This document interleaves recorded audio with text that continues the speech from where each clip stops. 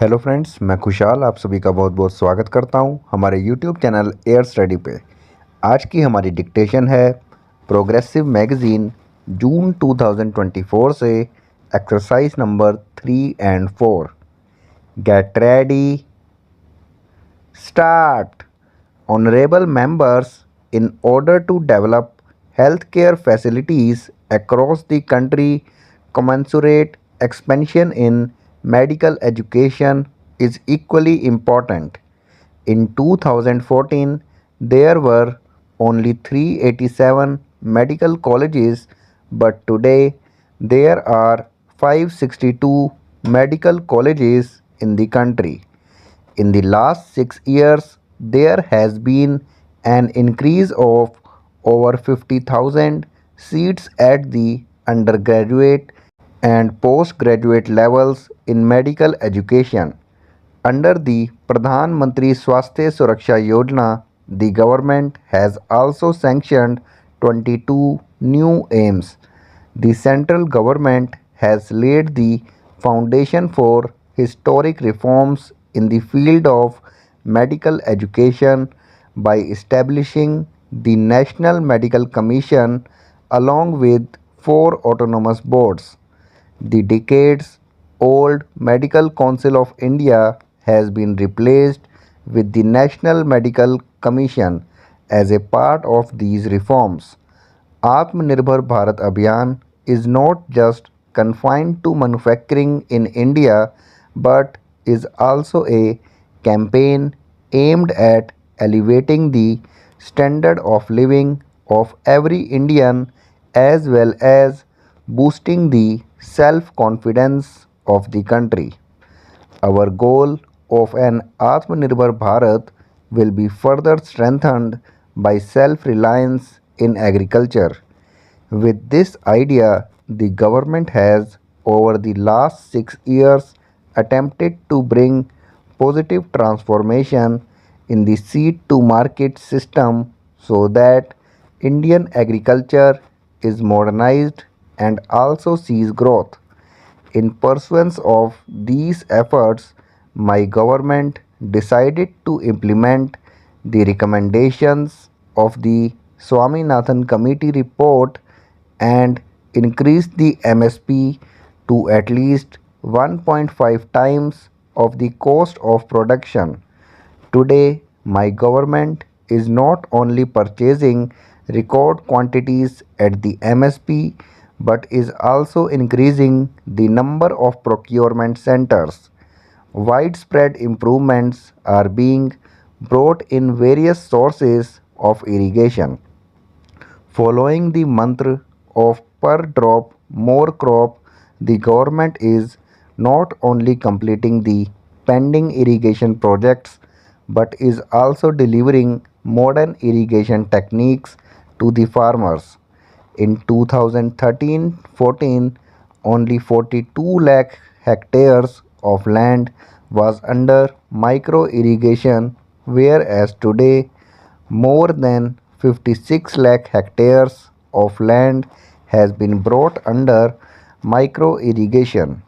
I am happy to say that through their hard work, our farmers are augmenting the efforts of the government.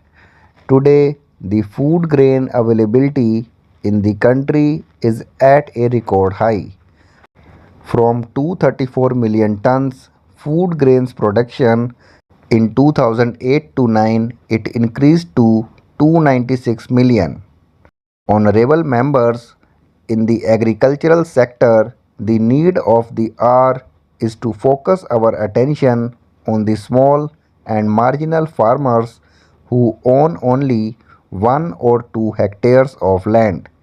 More than 80% of the farmers in the country, numbering over 10 crore, fall under this category.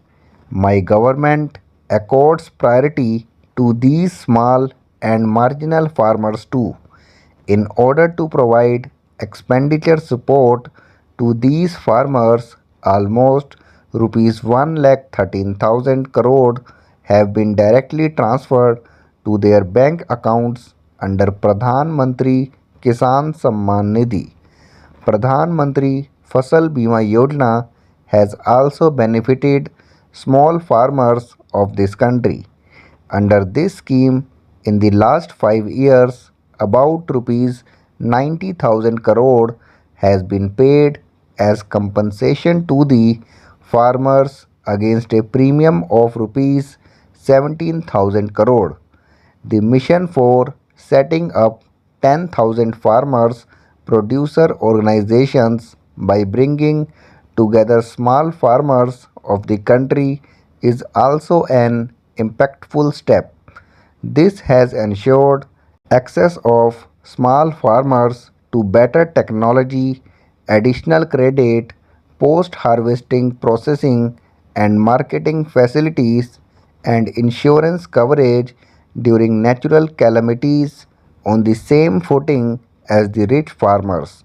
This has also provided an alternative to farmers for securing remunerative prices for their produce and generating greater savings. After extensive consultation, the Parliament approved three important farm reform bills 7 months ago, namely the Farmers Produce Trade and Commerce Bill, the Farmers Agreement on Price Assurance and Farm Service Bill, and the Essential Commodities Bill. The benefits of these three important farm reforms have started reaching more than 10 crore small farmers instantly, appreciating the advantage that these reforms would bring to the small farmers. Several political parties too had from time to time expressed their support. The discussions over these farm reforms in every part of the country for over 2 decades, and the demand for these reforms at different fora were also reflected during the deliberations in the House.